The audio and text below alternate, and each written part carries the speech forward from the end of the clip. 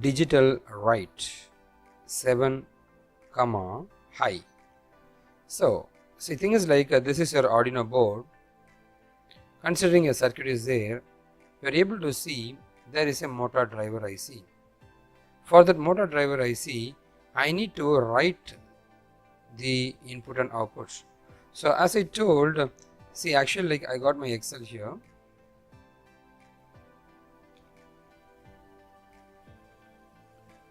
Considering a motor is there, I got the pin 8 is coming here, and 7 is coming here. Considering I got 7 and 8, so 7 pin and 8 pin.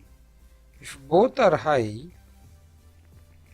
the motor is not running. If this one is high and this one is low, the motor is running. If this one is low, this one is high, motor is running.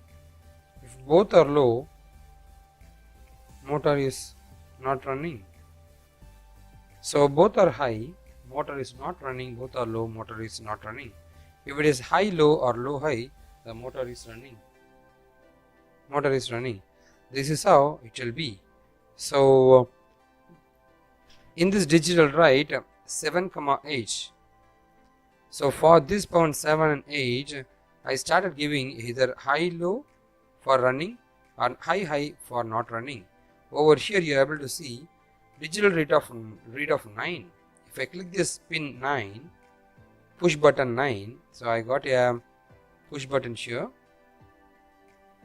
9. If I click the push button 9, if this button 9, automatically high low from 7 and 8, the high low signal is coming, the motor will run. And a digital read of 6, digital read of 6 is clicking here, you will get off the motor. So if it is 1, automatically high high will go, automatically the motor will be off.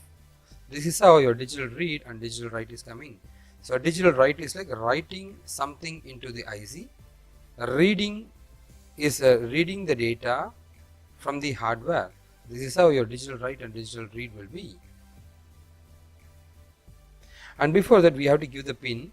This is the input I am getting, right? So digital read of 9 as input, digital read of 6 as input, and here is the output I am sending out. So this is made as output. So these things you need to write it in the setup, and the rest of things you need to write it in the loop. This is how your digital read and digital write will work.